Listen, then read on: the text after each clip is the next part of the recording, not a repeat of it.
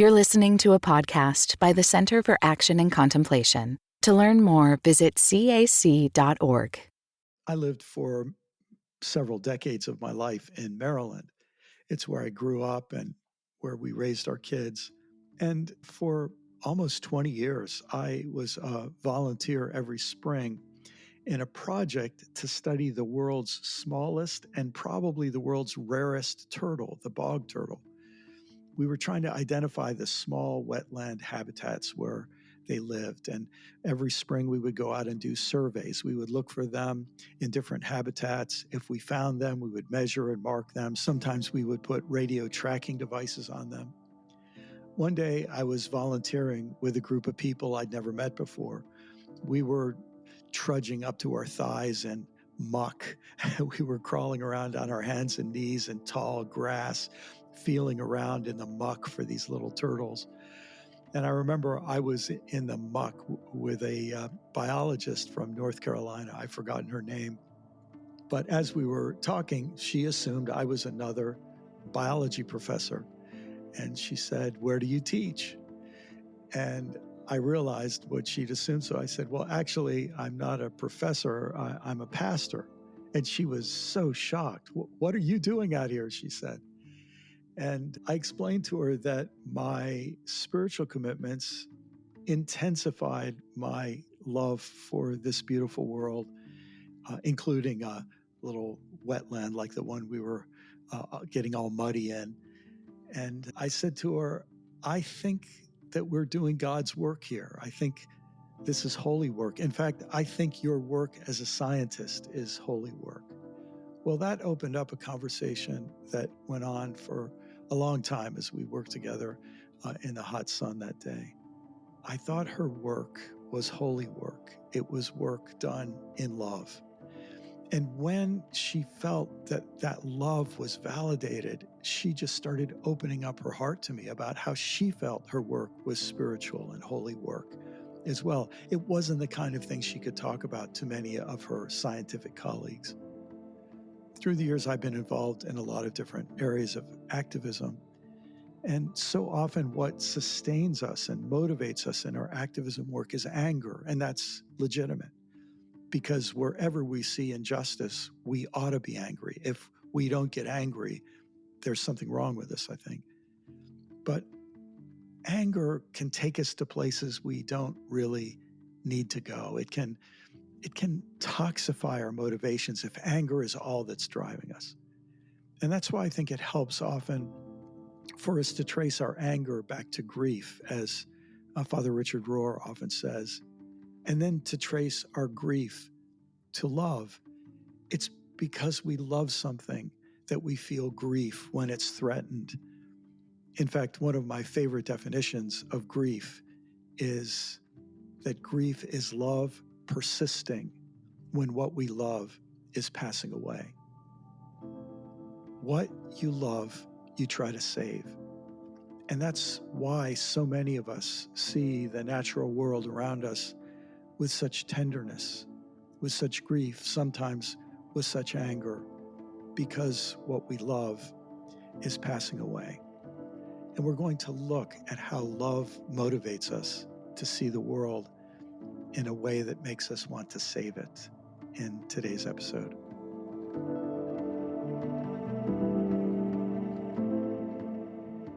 Listen as I read from Life After Doom.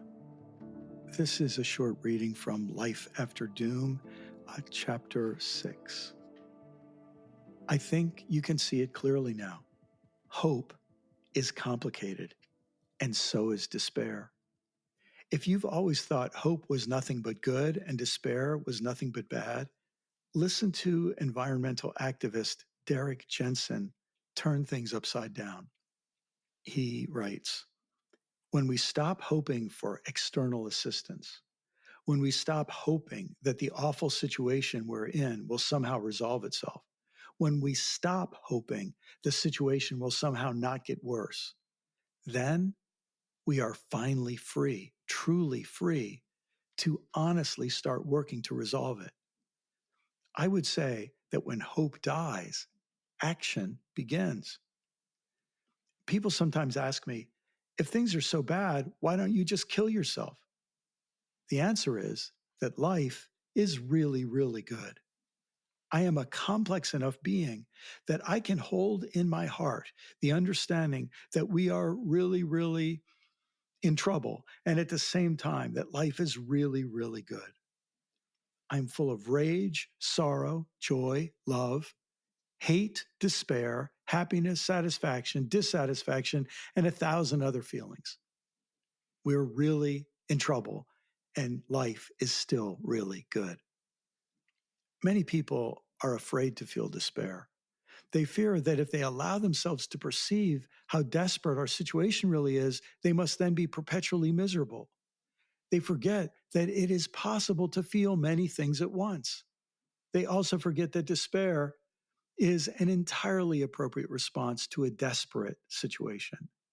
Many people probably also feel that if they allow themselves to perceive how desperate things are, they may be forced to do something about it. A little later in the chapter, I include this additional quote from activist Derek Jensen. In response to the question, why am I an activist? Jensen answers, because I'm in love with salmon, with trees outside my window, with baby lampreys living in sandy stream bottoms, with slender salamanders crawling through the duff. And if you love, you act to defend your beloved. Of course, results matter to you, but they don't determine whether or not you make the effort. You don't simply hope your beloved survives and thrives. You do what it takes. If my love doesn't cause me to protect those I love, it's not love. In this episode, we have tried to see nature like a lover, something we love so that we will work and strive and sacrifice to protect what we love.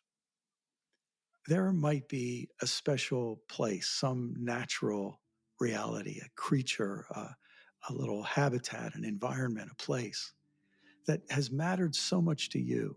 You love it so much that you've worked to protect it. If you'd like to share that with others, we'd encourage you to just send us a short message or leave a short voicemail so that we can share it with others. We'll give you instructions in the show notes.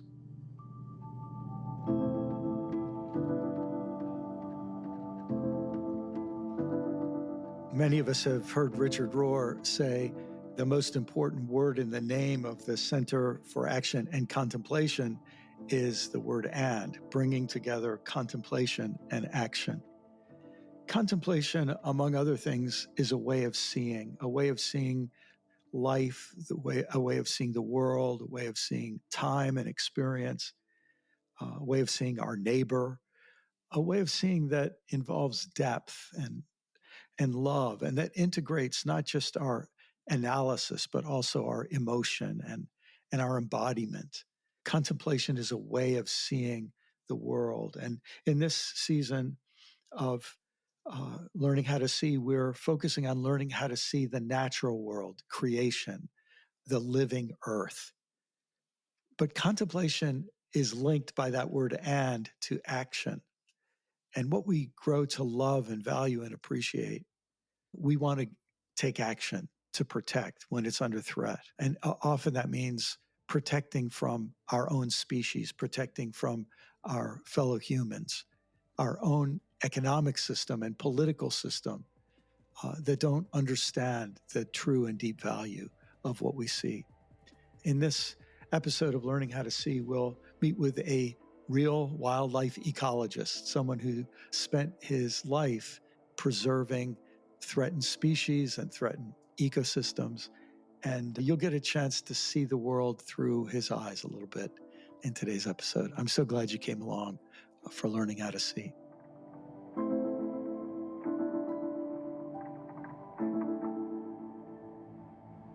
Welcome, everybody, to this episode of Learning How to See. I'm really honored and happy to have an old friend on this episode. My friend Scott Smith and I met because I was a volunteer in a program that he ran. I think, Scott, we met sometime around 1990 or the early 1990s. And I had the chance to get out in the woods and bogs and fields with you for many, many years. I wonder if you could introduce yourself and tell everybody kind of the basic Scott Smith bio. Sure, Brian. It's great to be here. Thank you so much for having me. Yeah, Brian, I think we met in 1992, and you had volunteered to help with some bog turtle surveys that I was leading for the state of Maryland. I just recently retired after a 34-year career with Maryland Department of Natural Resources as a wildlife ecologist. And certainly the last 28 to 30 years of that, I focused primarily on herpetology, that is the study of reptiles and amphibians. So I did a lot of work with various conservation efforts, monitoring of populations, applied research, and also part of my job was reviewing things like development projects and timber harvest. So I kind of had this pretty all-encompassing job that had its headaches as any job in the planet has headaches. But I have a sense of fulfillment that I contributed to the greater good in it. And of course, before that, I had various jobs and also a lot of schooling in both wildlife related things, because I was a wildlife ecologist, and in just general all around jobs like in factories to make money while I was going to college, and those kinds of things. Anyways. So you are a wildlife biologist. Would that be the title that applied most to your work, or would it be conservation biologist? Well, my title was wildlife ecologist, and I think a conservationist, any of those would have worked because I was involved with a lot of conservation efforts, whether they'd be research management, restoration, even helping purchase properties, identifying lands that were very important for conservation and working with various groups to try and get them purchased. So it was pretty all encompassing. I want to ask you some questions about how conservation works, kind of the big picture of how conservation works. But before we go there, you have shown a passion for your work. I guess being out in the field is very different than sitting at a desk 5 days a week, 50 weeks a year. But you have shown such passion.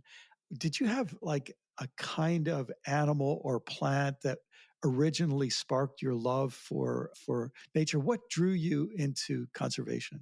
I grew up in Connecticut, and as a kid, the woods down behind my house, which we didn't own, was the Quinnipiac River, which eventually flows into Long Island Sound at New Haven. But it was a fairly small river in the woods behind my house.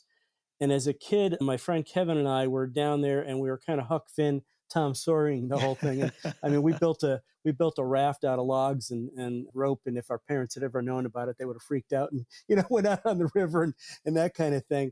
And so I was in nature a lot. My family did a lot of camping trips in different parts, primarily New England, but some other areas too. And so I've kind of always been an outside person.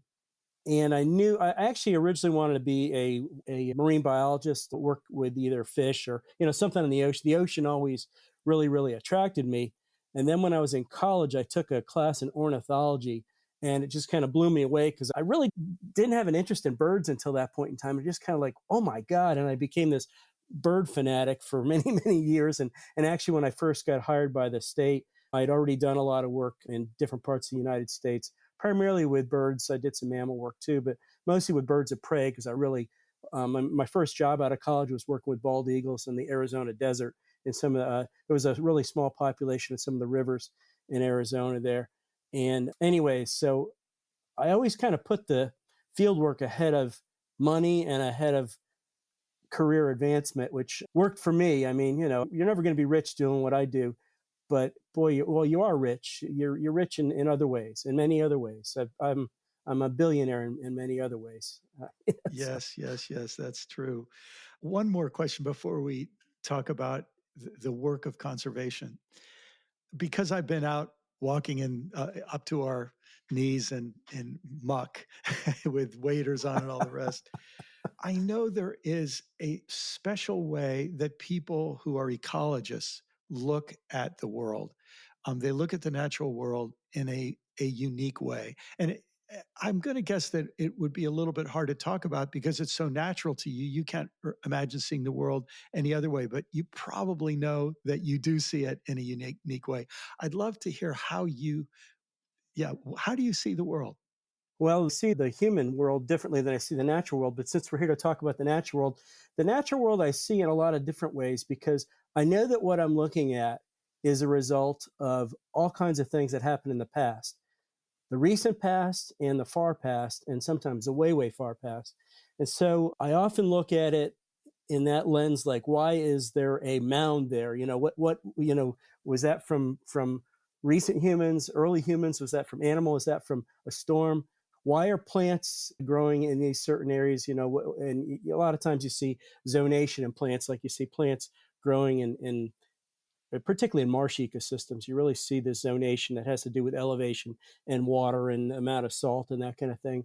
And so you're kind of always looking at that. I guess I always have looked at the nature also with almost a childlike wonder because I learn something every day. I mean, everybody, if they really have their minds open, can learn something every day. And I'm kind of looking at things in an analytical standpoint also. And so that's the scientist in me. And then there's the human soul part of me that kind of tries to look at the soul of thing, kind of feel deep in your interior spirit what is the land saying. And sometimes mind over your heart, and sometimes you have to listen to your heart, and sometimes you have to listen to your mind. But anyways, there's a lot of things going on, but I also am looking at things analytically. And if I'm looking at at animals, I might be thinking, well, why aren't there more females, or why aren't there more males, or why aren't there more young here? Or I'm also a little bit of a pessimist in that I'm always looking for, as a scientist and a conservationist, what are the problems here? I mean, are there some problems in this landscape? Because I'm kind of like the doctor of that. I mean, in a way, I'm testing the patient, which is the earth, and figuring out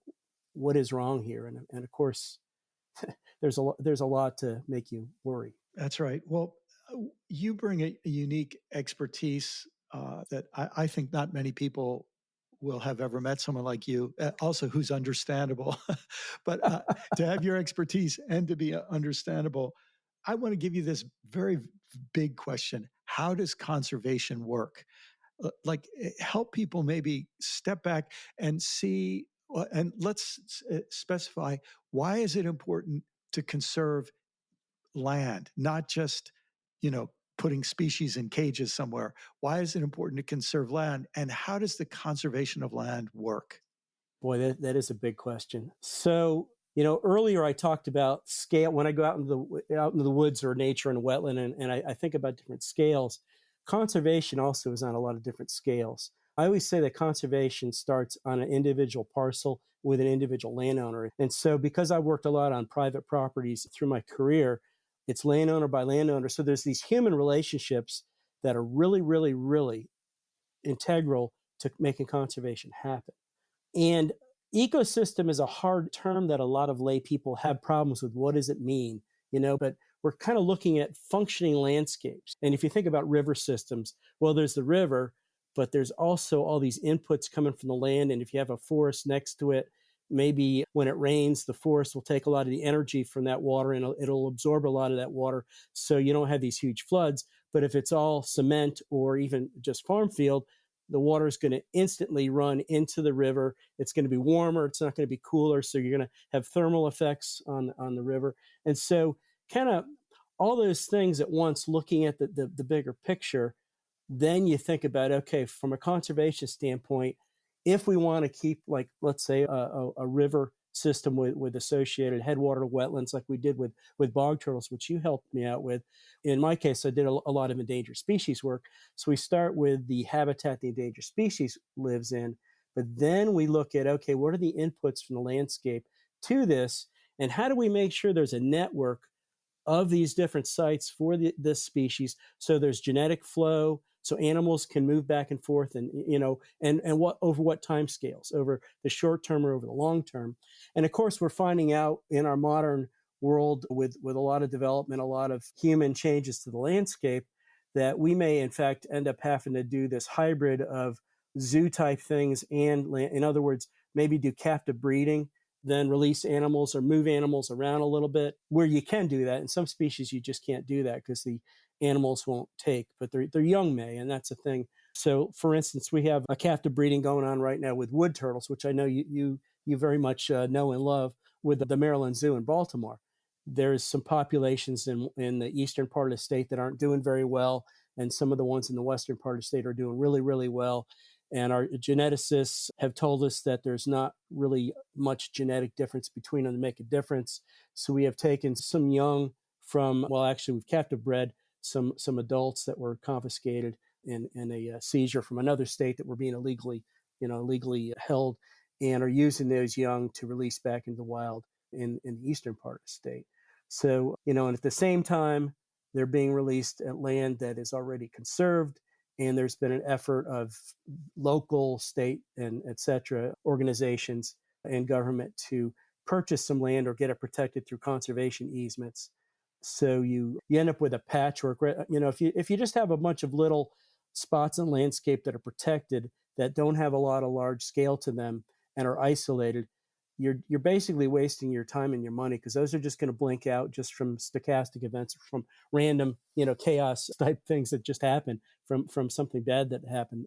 Whereas if you have interconnected populations and a landscape that at least has some connectivity to it, they have some resilience to, and is really a big part of conservation planning. How can we build resiliency into a preserve design, or even into there's no way we can buy it all, nor do we probably want to. So how can we link up, private properties that landowners own, doing some maybe best management practices on those properties, whether they're agricultural properties or, if they're growing trees to eventually harvest them. What are things that they can do to minimize impacts of those and have some added value even? Can they add to the hydrology of a wetland, et cetera? I think a lot of people don't realize this, that if the only interest that's affecting the land is how people can make money, how they can make the most money fastest, then eventually every environment gets plundered, it gets reduced, and its biodiversity is reduced, and it's altered in ways that make it inhospitable for so much life that could live there before. So you need some people who have some interest that doesn't begin and end with money. And it seems to me what you in your work did, and I got to observe, is you would try to help individual landowners take better care of their land and see some value in it other than just how can I get the most dollars out of it. And you helped the state to acquire land that would be useful to protect biodiversity. Is that a safe way to say it? Yeah, that is a safe way to say it. And the human element is not disconnected from this. It's very strongly connected to it from the private landowners. But if you also think about people who are in poverty, people who are in a poverty situation, and generational poverty, or live in impoverished countries, they're thinking about survival. They are not thinking about saving an eagle or a rare salamander or a rare turtle or whatever. And so we have to address the human condition in order to address the environment. We are not disconnected from the environment in any way, shape, or form.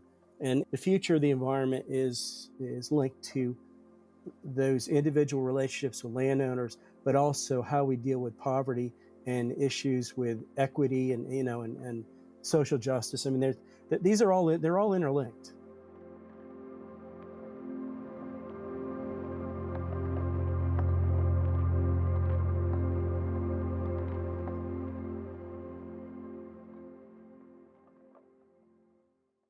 What does it mean to embody salt and light? In 2025, Richard Rohr's daily meditations turn to Jesus' timeless metaphor for reflecting love into the world. Amid this season of uncertainty, join us in living with trust, being salt and light. For 18 years, the daily meditations have inspired thousands of readers like you. Subscribe today at cac.org/saltlight2025. That's cac.org/SALTLIGHT2025.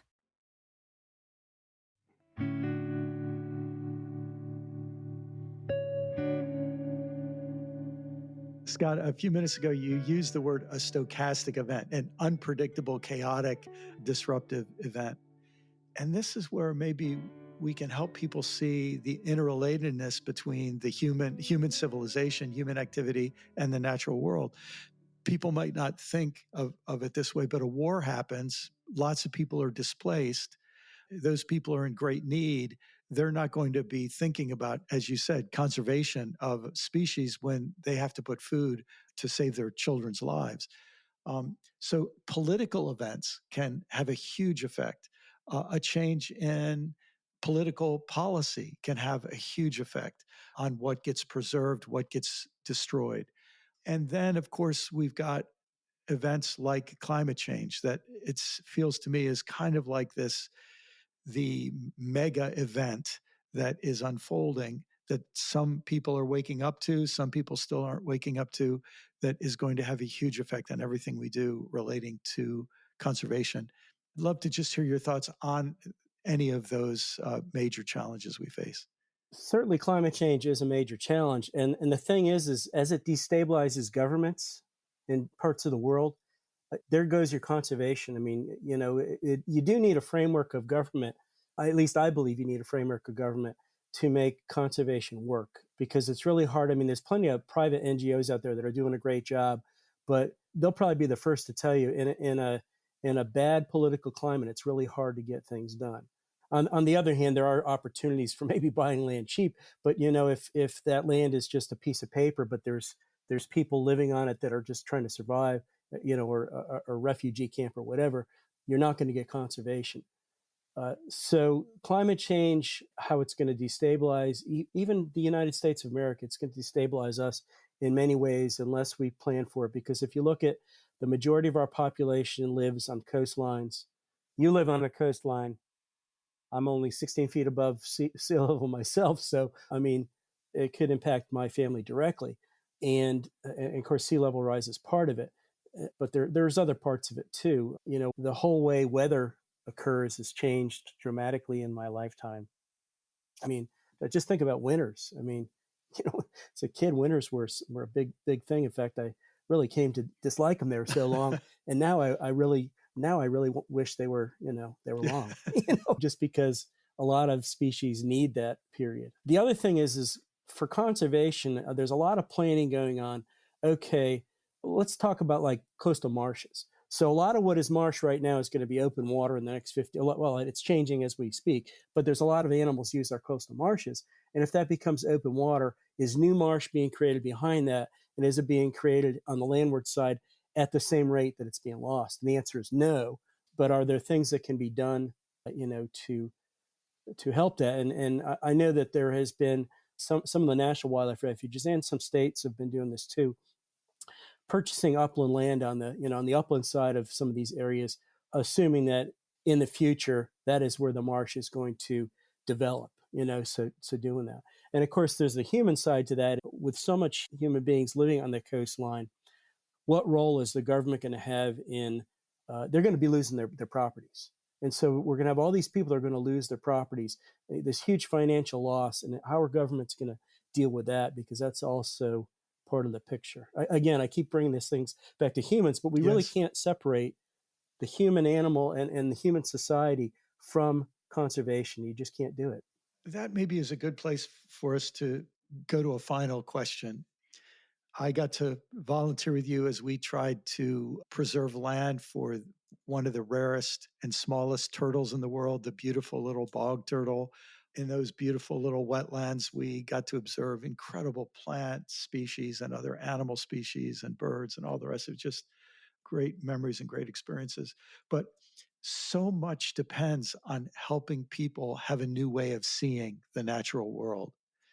And I know you're doing some things now, getting people out and engaging with the natural world. Talk to me about how we help people see things in a way that cherishes them, values them, and ultimately wants to protect them. Well, they need to experience nature and not as a negative thing. So, like, I'm leading these, it's called uh, Trinity Outdoors. And we go on these monthly hikes, and it's a lot of church parishioners, mostly elderly folks, but there are some younger folks who either don't get out that often themselves, or maybe they do, but they want to do it as a group, or they want to learn from me, or, the social interactions of it all. But, and there's some of them who are from the other side of the political spectrum than I'm at, which is okay, because I have the best man at my wedding, is from the other side of that, and I still love him, and respect his right to have his own opinions. I do think we need to, in talking about that, this duality, we really need to learn to look at each other as people and as humans, and people worthy of our love and respect. And if we do that and introduce those people to nature, if they're not involved with it, it's going to help. Now, one thing I have noticed is more and more people realize that climate change is real, and they're suddenly like, and they're getting frightened, and they're thinking, oh my God, what can we do? And so I think there's an opportunity, and there's a more of an opening up of people that are kind of having the veil lifted from their eyes and saying, that the environment really is important, and we can't divorce ourselves from it. And I do think we need to hold our politicians and our public officials up to that and say, hey, your policies are killing us. Your policies are going to result in death and destruction, while a few greedy people are going to make a lot of money, but overall they're not going to. This is not sustainable. I think we just need to hold them up to that and bring that to light. I mean, we are in the age of communication. I mean, here we are doing this blog, and there's so many ways to communicate things now. Of course, there's a lot of information coming to people, and there's a lot of people who are fighting against, well, they're the alternate factory or whatever you want to say. So that is a problem. But when people experience something when their own property gets flooded. I know a friend of mine in coastal Connecticut a month or so ago, his entire neighborhood got flooded out, and he posted some pictures on Facebook and was like, oh my God, don't people see this? Isn't somebody doing about it? And he got it. And I don't think he got it before that, but he suddenly got it, that his neighbors and his own property were at risk now. And it's like, okay, if that's what it's going to take, and I think in many cases that is what it's going to take. But we really shouldn't accept any political candidates not being taking this seriously. I think they just need to be called out each and every day, called out on it. Yes, so well said. So well said. I'll close by asking you a kind of a personal question. Could you pick one of the species that you've worked with, whether it's barn owls or bog turtles or something else, and just tell people why you love that species so much, what you value about that species, and why you think folks should fall in love with something that they want to protect? That is such a hard question.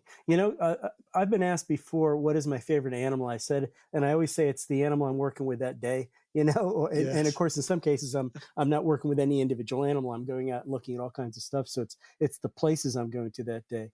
Obviously, my history with the bog turtle, which you're familiar with, was very long and expanded pretty much my whole career. And I want to feel like we accomplished a lot, but I also realize that there's so much more that needs to be done. And it's an animal that's critically endangered. I mean, it's not doing well. And so what was your question again? I'm sorry, I got off on a side thing there. I'm not sure I could do this, so I'm asking you something difficult. But what would you say to people apart from utility, why this thing is useful? When you look at them and you think this species is wonderful and precious, and in that way deserves to be conserved, protected.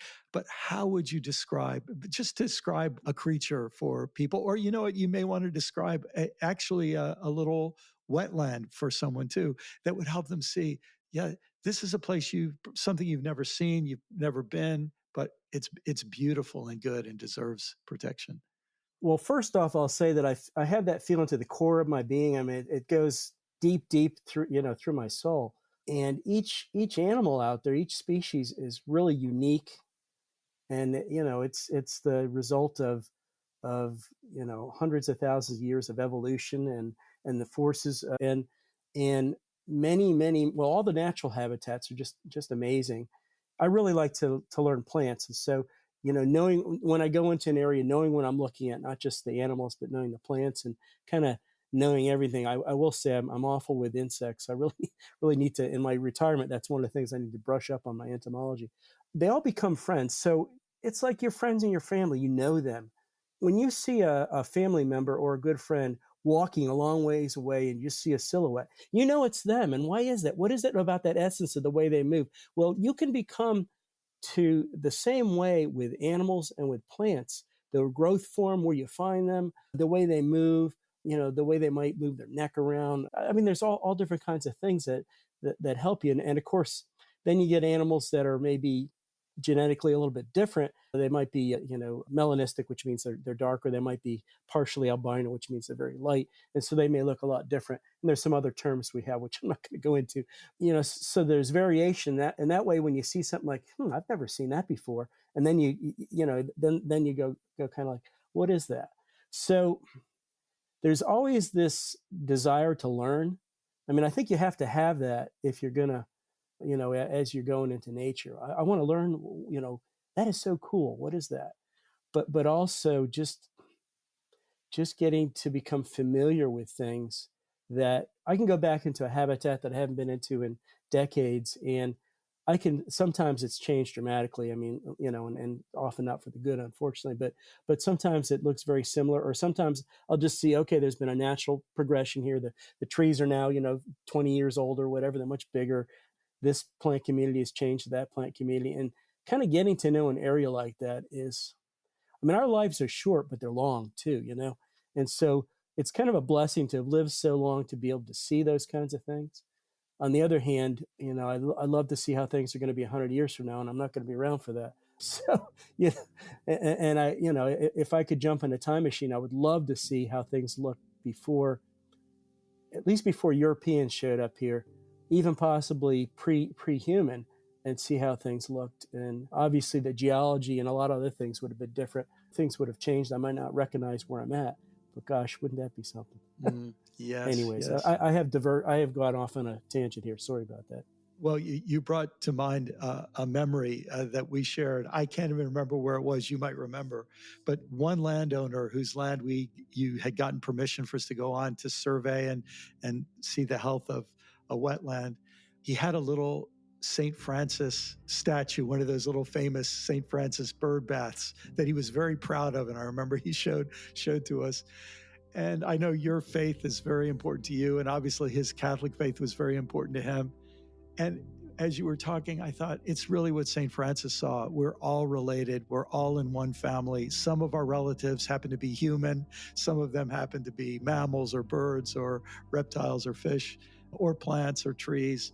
But when we see the world in its interconnectedness and with that deep, deep love, we see that we're all related. Yeah, and you said it so much better than I could have. Thank you. No.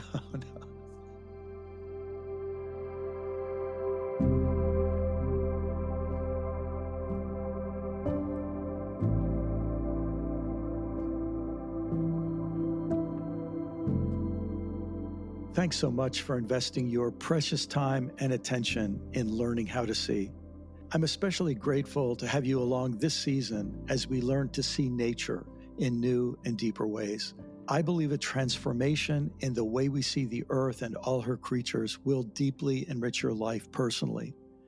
And I also believe that our shared future and the future of our planet depend on more and more of us learning how to see nature in a new way. This change in seeing isn't just a matter of enrichment, it's also a matter of survival. As a result of our being part of this season of the podcast, I hope we will learn to see ourselves not only in relation to nature, but also as part of nature. I hope we will learn to encounter the spirit or presence or glory of God incarnate in nature, to see the divine and all creatures and all matter and energy, including ourselves, as part of one sacred web or cosmic dance of life. I hope we will all be converted from destroyers or consumers of the web of life into its lovers and healers. If you're interested in learning more, be sure to check out the show notes for links to our guests and the resources they offer. And you may also be interested in my upcoming book, Life After Doom, Wisdom and Courage for a World Falling Apart. Thanks as always to Corey Wayne, the skilled and kind producer of this podcast, and to the whole CAC community, staff, faculty, students, and supporters.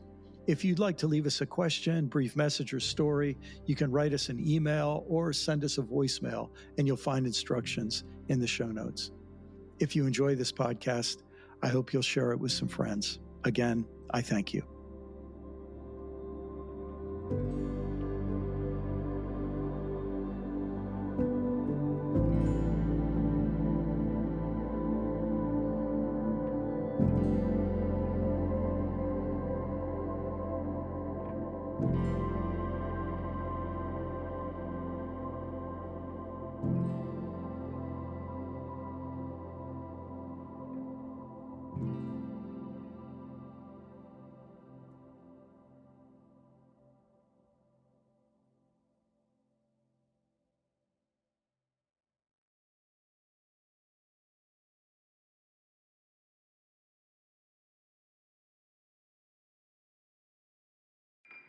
Do you feel called to walk a more contemplative path? The Center for Action and Contemplation is an educational nonprofit supporting the journey of inner transformation. Our programs and resources will help grow your consciousness, deepen your prayer practice, and strengthen your compassionate engagement with the world. Learn more about our resources, such as publications, podcasts, email series, and events at www.cac.org.